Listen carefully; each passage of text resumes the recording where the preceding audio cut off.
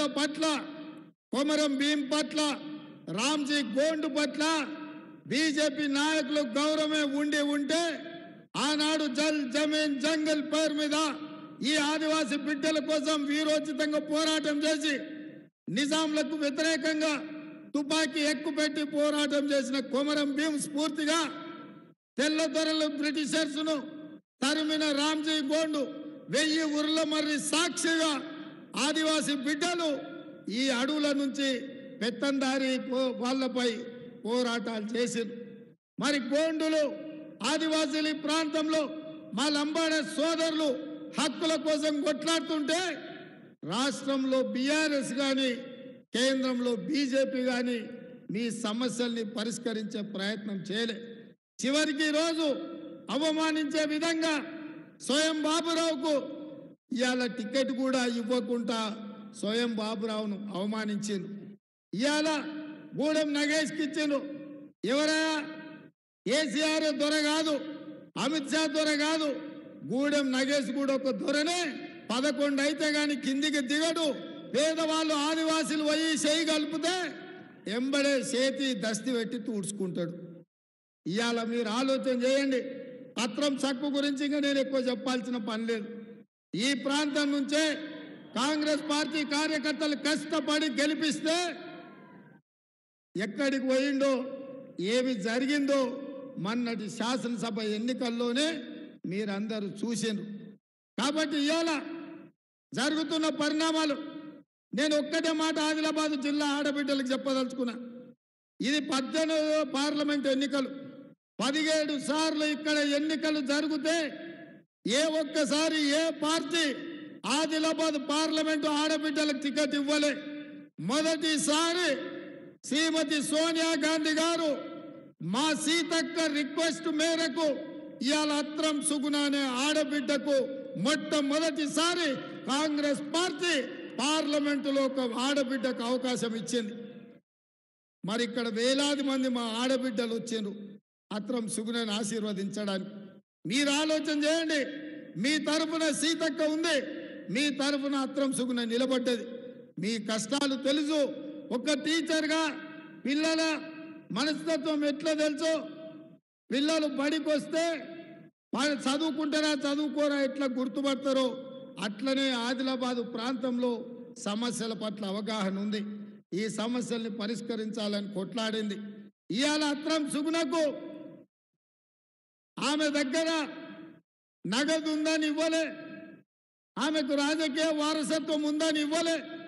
కేవలం చదువుకున్న ఆడబిడ్డ ఆదిలాబాదు సమస్యల పట్ల అవగాహన ఉన్నది, మీ సమస్యల పట్ల కొట్లాడే తెగింపు పోరాటం ఉన్నది, మీ సమస్యల్ని పరిష్కరించే సత్తా ఉన్నది.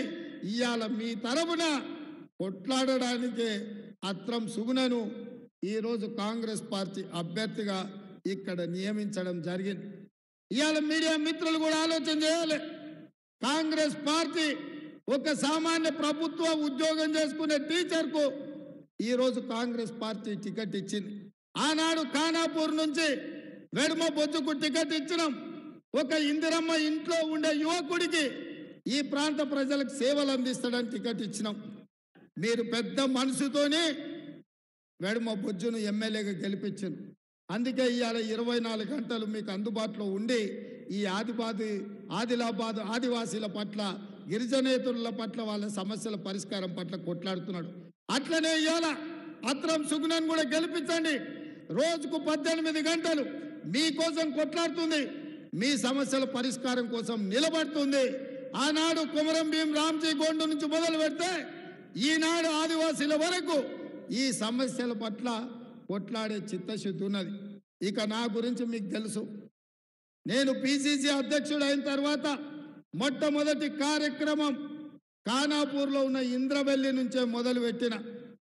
నేను ముఖ్యమంత్రి అయిన ఎంబడే మొదటి సంతకం ఇంద్రవెల్లి అమరవీరుల స్తూపాన్ని పర్యాటక కేంద్రంగా స్థలం కేటాయించి కోట్ల రూపాయలు కేటాయించి అభివృద్ధికి నిధులు ఇచ్చిన. ఆనాడు 1981లో పోలీసు కాల్పుల్లో మరణించిన ఇంద్రవెల్లి అమరులకు వాళ్ళందరికీ ఇండ్ల పట్టాలు ఇచ్చినాం. ఇండ్లు కట్టుకోవడానికి 5 లక్షల రూపాయలు ఒక్కొక్క కుటుంబానికి ఇచ్చినాం. నాకు ఈ ఆదిలాబాద్ అంటేనే ఒక ప్రత్యేకమైన అభిమానం. అందుకే ఈ ఆదిలాబాద్ జిల్లాకు యూనివర్సిటీ ఇస్తా అని చెప్పిన ఇప్పుడే మా విశ్వప్రసాదరావు గారు చెప్తున్నారు, ఇక్కడ ఒక పాలిటెక్నిక్ కావాలి, ఇక్కడ ఒక డిగ్రీ కాలేజ్ కావాలి. ఈ ప్రాంతం అభివృద్ధి చెందాలి అంటే విద్యా అవకాశాలు ఉండాలి అని తప్పకుండా మీ బ్రిడ్జులు కానీ, మీ ప్రాజెక్టులు కానీ, మీ విద్యాలయాలు కానీ, మీ కాలేజీలు కానీ రావాలి అంటే ఇవాళ అధికారంలో ఉన్నది కాంగ్రెస్ పార్టీ. మీరు ఎన్నుకుంటే వచ్చిన పార్టీ. ఇది పేదల ప్రభుత్వం, ప్రజా ప్రభుత్వం. తప్పకుండా మీ సమస్యల్ని పరిష్కరించే బాధ్యత కాంగ్రెస్ పార్టీ తీసుకుంటుంది అని చెప్పి మీకు నేను మాట ఇస్తున్నా. మరి మిత్రులారా, ఇవాళ మీ ప్రాంతంలో సిసిఐ ఉన్నది, సిమెంట్ ఫ్యాక్టరీ మూతపడ్డది. 10 ఏళ్ళు కేసీఆర్ పట్టించుకోలే, నరేంద్ర మోడీ ఆ పరిశ్రమ తెరవలే. ఇవాళ ఈ ప్రాంతంలో అపారమైన సున్నపు గనులు ఉన్నాయి. ఈ ప్రాంతంలో సిమెంట్ పరిశ్రమ వస్తే ఈ ప్రాంత అభివృద్ధికి, చాలా మందికి ఉపాధికి, ఇవాళ ఉద్యోగాలకు అవకాశం ఉంటుంది.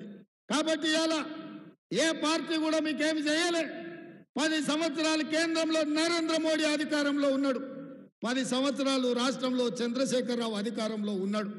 కానీ మన ఆదిలాబాద్కు చేసిందేమీ లేదు. కానీ అదే కాంగ్రెస్ పార్టీ అధికారంలోకి వచ్చిన మొదటి 100 రోజుల్లోనే అభివృద్ధి చేసి 6 గ్యారంటీలలో 5 గ్యారంటీలను అమలు చేసి మాట ఇచ్చిన పార్టీ, మాట తప్పని పార్టీగా ఇవాళ కాంగ్రెస్ పార్టీ మీ ముందు నిలబడ్డది. ముఖ్యంగా మిత్రులారా, మా ఆడబిడ్డలకు ఆర్టీసీ బస్సు ఉచిత ప్రయాణం. మా అక్కలీడ మా పెద్దమ్మలు ఉన్నారు. ఆర్టీసీలో ఎక్కడికైనా వెళ్ళండి, అమ్మగారింటికి వెళ్ళండి, అత్తగారింటికి వెళ్ళండి, లేకపోతే నాగోబా జాతరకు వెళ్ళండి, లేకపోతే భద్రాచలం రాముల వారి తలంబ్రాలకు వెళ్ళండి. ఎక్కడికి వెళ్ళినా ఈ ఆడబిడ్డలకు ఆర్టీసీలో ఉచితంగా బస్సు ప్రయాణం అందించింది మన ప్రభుత్వం. ఇదే కాదు, 500 రూపాయలకే సిలిండర్ ఇచ్చి కట్టెలపై కష్టాల నుంచి ఆడబిడ్డలను బయట పడేయాలని 1200 రూపాయలు ఉన్న సిలిండర్ను ఇవాళ 500 రూపాయలకే పేదవాళ్లకు అందిస్తున్నాం. ఇదే కాదు, పేదవాళ్ళ ఇంటికి కరెంటు ఉచితంగా ఉండాలి. కరెంటు బిల్లులు చూసి మీ కళ్ళు తిరిగి కింద పడే పరిస్థితి ఉంటే 200 యూనిట్ల వరకు ప్రతి పేదవాడి ఇంటికి ఉచితంగా కరెంట్ ఇచ్చి